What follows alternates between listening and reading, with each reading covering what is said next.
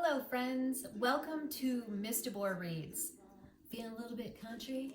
I'm a little bit country, I'm a little bit rock and roll. Yeah, that's for the parents out there. Even you might be too young for that quote. Anyways, we're here talking today about the year of Billy Miller. We're continuing in this section, this part 2, called Father.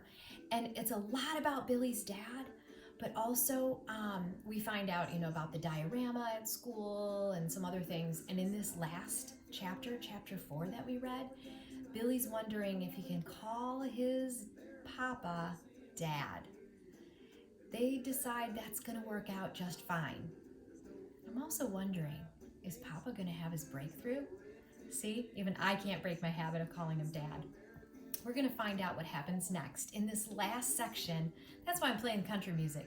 In honor of Papa and the music that makes him happy in his shop space, let's find out what happens in Chapter 5 of The Year of Billy Miller. The Year of Billy Miller by Kevin Henkes. So we're in part 2. I'm going to remind you how this book is organized. We're in part 2 called Father. Each part of this book it's divided into 4 parts, but each part has 5 chapters. So in part 1, teacher, we read 5 chapters. Part 2, Father, there's 5 chapters. And today we are on chapter 5 in this section, in this part 2 called Father. So it's the last part where we really get to find out about Billy's dad. And where they left off was that Papa was in a good mood playing his country music in his shop space. And when Billy's out there, he inquires of his dad, Papa, can I call you Dad? And then Papa asks, what about Mama? And Billy said, yeah, we got to break the news to Mama too. So here it goes. That is exactly where this chapter 5 begins, is that conversation.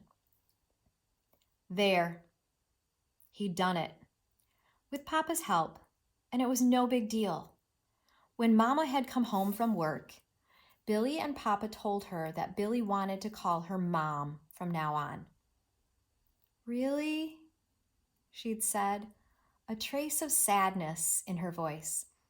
Really, truly? Billy and Papa nodded at the same time. I'm Dad, said Papa. Mama put her bag of school things on the floor, sat on a kitchen chair, and pulled Billy to her. She hugged him, and then in the most natural way said, I guess you're growing up. Yep, he said, squirming away from the hug. Done. Sal, who was not yet fully emerged from her nap, had shuffled into the kitchen during the middle of the conversation, her eyes still sleepy. She seemed oblivious to what was really happening. She pointed to everybody, one by one. You're Billy, you're Papa, you're Mama, I'm me.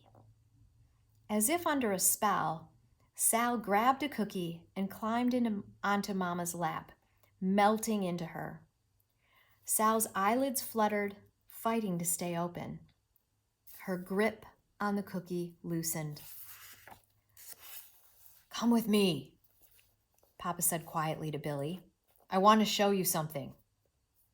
He rescued Sal's cookie before it dropped to the floor. He snapped it in two and pressed one half into Billy's hand. For the road, he said. They didn't go far, just to the garage. The first thing Papa did was to turn off the radio.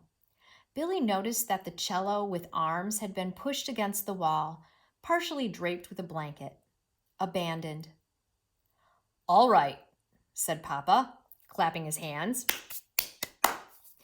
I wouldn't call it a breakthrough yet, but I've been working hard today because of you. Laid out on the table in Papa's work area were several wooden cigar boxes. Remember these? Okay, so he's got several of them. He has them out. Each one had various items placed inside. The inside of one box resembled a landscape, another a city. One looked like a funny face with mismatched watch dial eyes, a doorknob nose, and a black plastic comb mustache. The boxes were in differing stages of completion. "I've just begun," explained Papa. "At this point, I'm just moving things around, trying things out.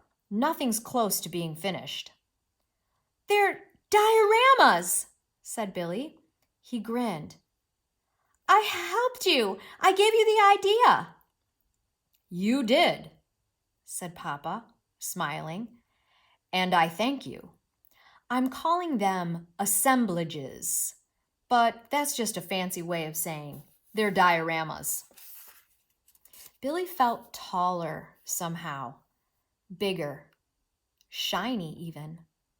He'd never helped Papa in such an important way before.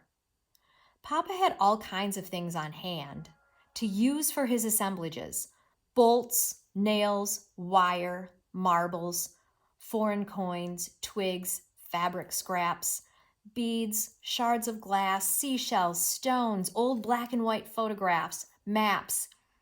These things were on the table, in jars, in little heaps and stacks, surrounding the boxes.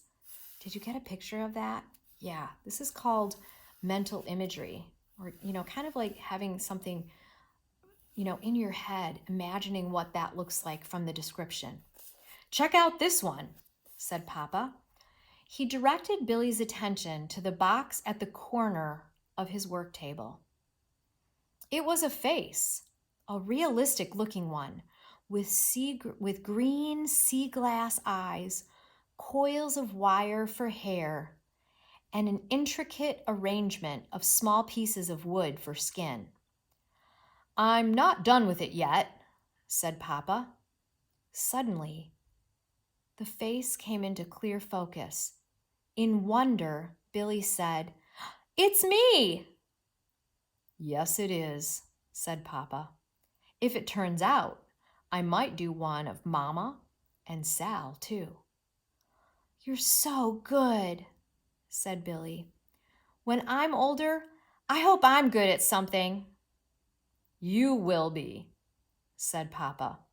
"And you're already good at many things." Billy waited to hear what the things were, but Papa just smiled at him before making some adjustments on one of the boxes. They shared a pleasant, companionable silence. Then Papa ruffled Billy's hair. Billy could feel Papa's fingers lingering, searching, like when he checked for ticks after they went hiking or camping. "Hey, mister," Papa said, "you are lump-free." Huh. Strangely, it was as if Papa's words were coming through his fingers and from all around, pressing against Billy, and Billy felt the full force of Papa's attention. Billy hadn't thought about his lump in a while. He raised his hand and felt for himself. It was true. His lump was gone, a fact. Remember reaching through for his hat and he fell from this platform? Yeah, it could have been a really bad fall, but luckily just a bump on the head, and now it's gone. "Let's tell everyone," he said. "Let's," said Papa. "And after that, you can help me make dinner. Can we have macaroni and cheese?" "I think that could be arranged," said Papa, with his arms stretched wide.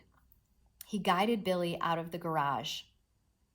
"You're a good boy, a good lump-free boy."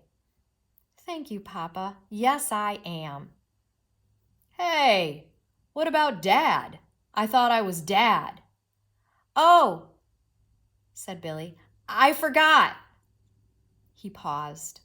He puckered his lips and then bit his lower one, released it. I might forget sometimes, he admitted. That's okay, said Papa. You might forget what to call me. But I know you know who I am, he joked. Billy grabbed Papa's sleeve. He stared up at him. Don't worry, Dad, he said. I'll never forget you. I'm not worried, said Papa. Not one little bit. And they went into the house, side by side, to spread their good news. Oh, we learned so much about Billy's papa, his father, his dad. And now I know even more about Billy Miller. So cool.